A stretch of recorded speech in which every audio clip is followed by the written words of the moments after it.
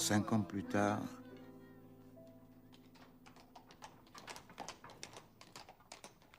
je marchais derrière une voiture noire dont les roues étaient si hautes que je voyais les sabots des chevaux. J'étais vêtu de noir et la main du petit Paul serrait la mienne de toutes ses forces. On emportait notre mère pour toujours.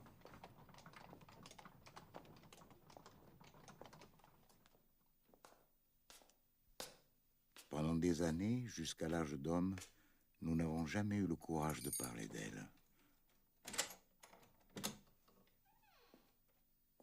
Puis le petit Paul est devenu très grand.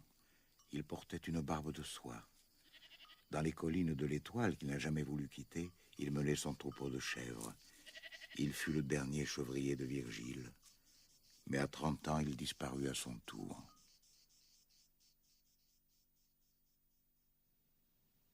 Mon cher Lily l'attendait depuis des années au petit cimetière de la Treille, sous un carré d'immortels.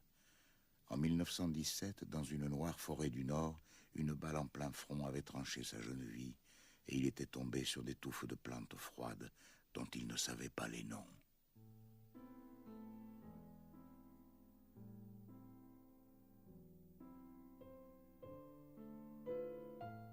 Telle est la vie des hommes.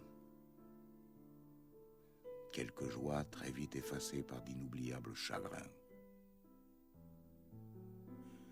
Il n'est pas nécessaire de le dire aux enfants.